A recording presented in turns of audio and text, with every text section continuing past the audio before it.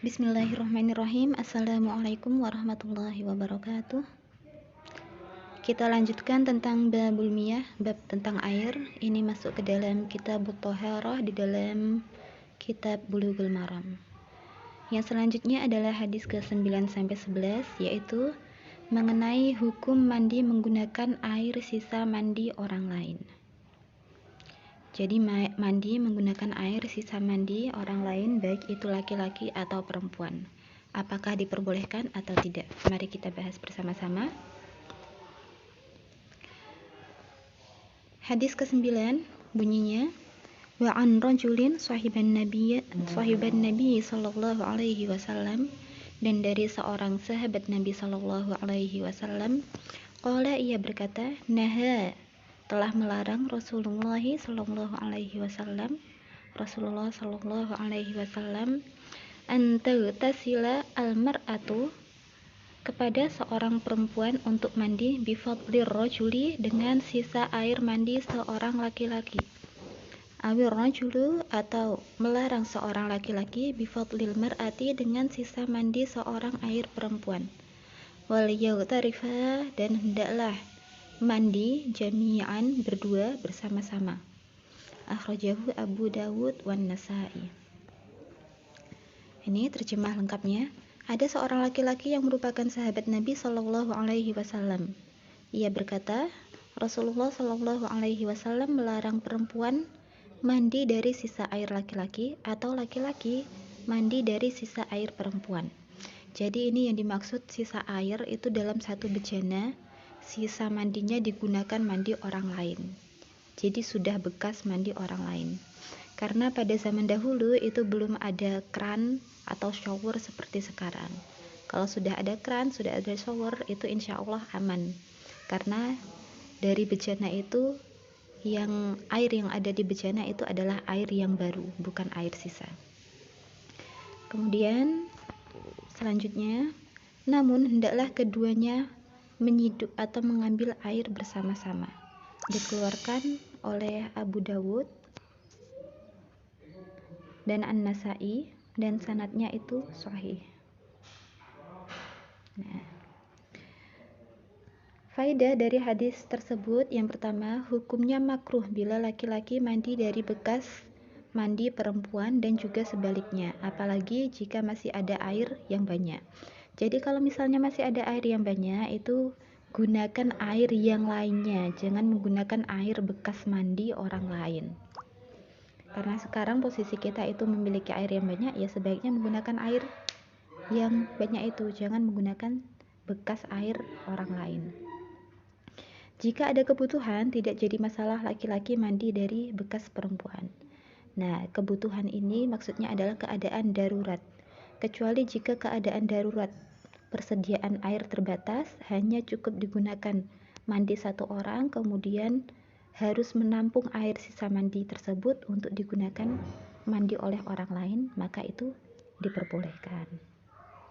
Yang dianjurkan adalah mandi berbarengan antara suami istri.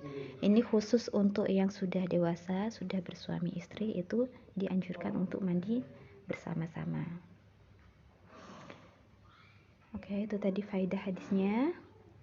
Dan selanjutnya hadis ke-10.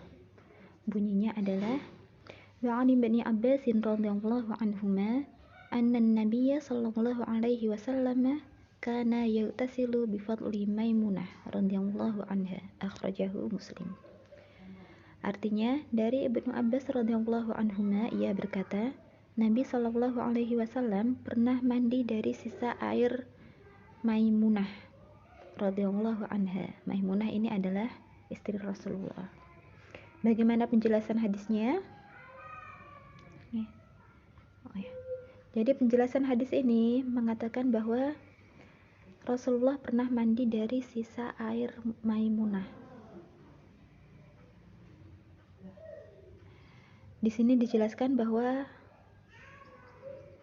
Rasulullah mandi dengan bekas sisa air Maimunah itu dalam keadaan darurat tadi.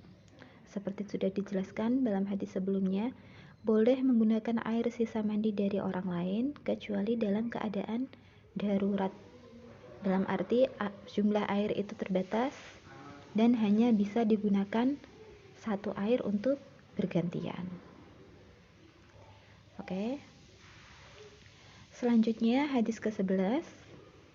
Wali ashabis sunan igtasala ba'du azwajin nabiyyi sallallahu alaihi wasallam fi jafnatin faja'a liyaghtasila minha faqalat lahu inni kuntu junuban faqala innal ma'a la yujnibu wa sahahahu at-Tirmidzi wa Ibnu Khuzaimah. Menurut para penyusun kitab sunan, sebagian istri Nabi Shallallahu Alaihi Wasallam mandi dalam satu tempat air. Lalu Nabi Shallallahu Alaihi Wasallam datang hendak mandi dengan air itu. Maka berkatalah istrinya, sesungguhnya aku tadi junub. Nabi Shallallahu Alaihi Wasallam bersabda, sesungguhnya air itu tidak menjadi junub. Hadis ini sahih menurut Tirmidzi dan Ibnu Khuzaimah.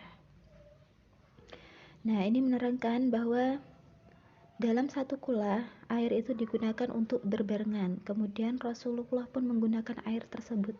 Sementara salah satu istri Nabi tadi dalam keadaan junub. Keadaan junub itu artinya dalam keadaan hadas besar.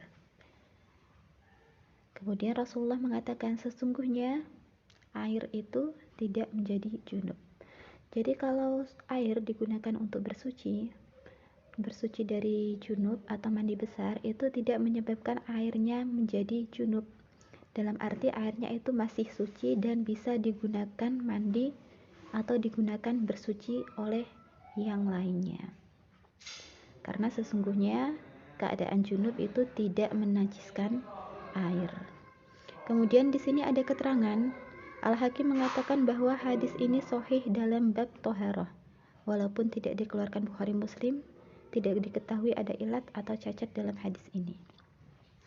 Jadi hadis ini dapat digunakan sebagai pedoman bahwa mandi atau bersuci dengan air bekas bersucinya orang lain itu sah, karena air itu suci.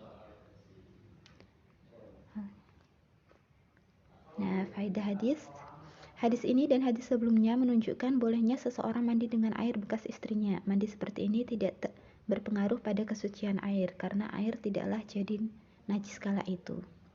Larangan dalam hadis sebelumnya dimaknai makruh, bukanlah haram. Demikian, semoga bisa dipahami. Nasrun minallahi wa fathun qarib. Wassalamualaikum warahmatullahi wabarakatuh.